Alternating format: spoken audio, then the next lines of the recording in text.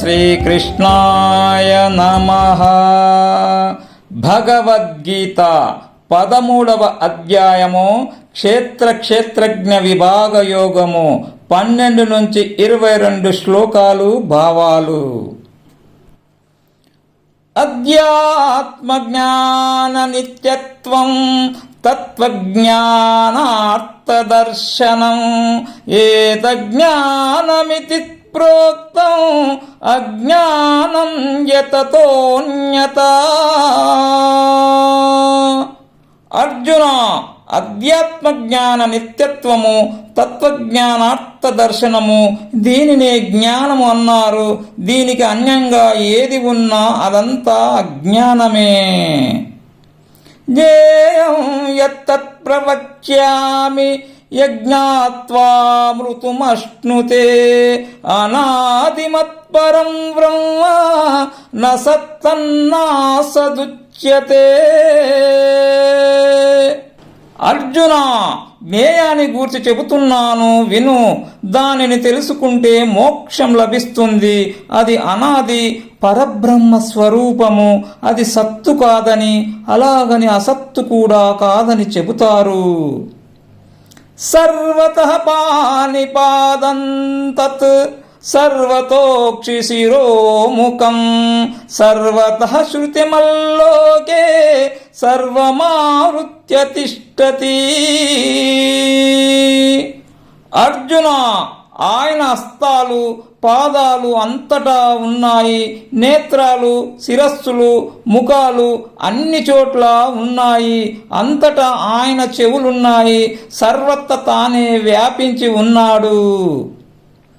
సర్వేంద్రియ గుణాభాసం సర్వేంద్రియ వివర్జితం అసక్తం సర్వభృచ్చైవ నిర్గుణం గుణభోక్తృచ. అర్జున, క్షేత్రజ్ఞుడు సర్వేంద్రియ గుణాభాసుడు. అంతేనా, సర్వేంద్రియ వివర్జితుడు కూడా. అసక్తుడు, సర్వభర్త, నిర్గుణుడు, గుణభోక్త కూడా. బహిరంతచ్చ భూతానాం అచరం చరమేవ చ సూక్ష్మత్వాత్ తద విజ్ఞేయం దూరస్థం చాంతికే చ తత్. అర్జున, అది ప్రాణుల వెలుపల ఉంది, లోపల ఉంది. అది కదలదు, కాని కదులుతుంది కూడా. సూక్ష్మం కనుక దానిని తెలుసుకోవడం శక్యం కాదు. అది దూరంగా ఉంటుంది, దగ్గరగాను ఉంటుంది.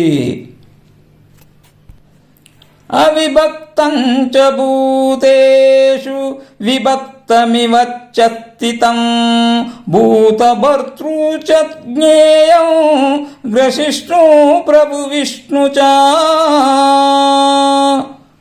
అర్జున, అవిభక్తమైన విభక్తంలా ఉంది. ప్రాణులను భరించేది, హరించేది, తిరిగి పుట్టించేది అదే. జ్యోతిషామపి తజ్ఞోతి తమసః పరముచ్యతే జ్ఞానం జ్ఞేయం జ్ఞానగమ్యం హృది సర్వస్య విష్ఠితం. అర్జున, వెలుగులకు వెలుగు, అంధకారానికి అతీతము. అది జ్ఞానము, జ్ఞేయము, జ్ఞానగమ్యము కూడా. సర్వుల హృదయాలలో అది దివ్యంగా ప్రకాశిస్తూ ఉంది. ఇతి క్షేత్రం తథా జ్ఞానం జ్ఞేయం చోక్తం సమాసతః మద్భక్తయే తద్విజ్ఞాయ మద్భావాయోపపద్యతే. అర్జున, క్షేత్రము, జ్ఞానము, జ్ఞేయము, వీటిని గూర్చి నీకు సంక్షేపంగా చెప్పాను. దీనిని చక్కగా గ్రహించిన నా భక్తుడు నన్నే పొందుతాడు.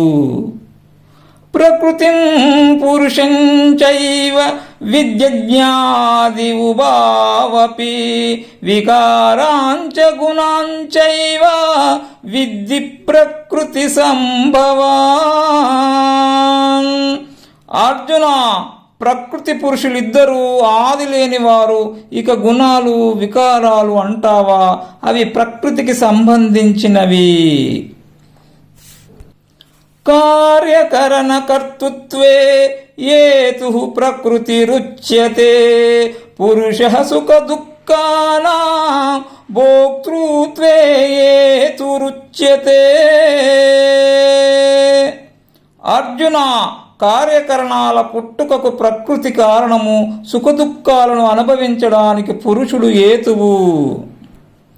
పురుషః ప్రకృతిస్థోయి భుజత్కే ప్రకృతి జ్ఞానాన్ గుణాన్ కారణం గుణ సంగోస్య సదసద్యోని జన్మసు. అర్జున, ప్రకృతి యందున్న పురుషుడు ప్రకృతి సంభవాలైన గుణాలను అనుభవిస్తున్నాడు. ఈ గుణ సంగము వల్లనే అతనికి నీచోన్నత జన్మలు కలుగుతున్నాయి. ఉపద్రష్టానుమంతా చ భర్తా భోక్త మహేశ్వరః పరమాత్మేతి చాప్యుక్తో దేహేస్మిన్ పురుషః పరః.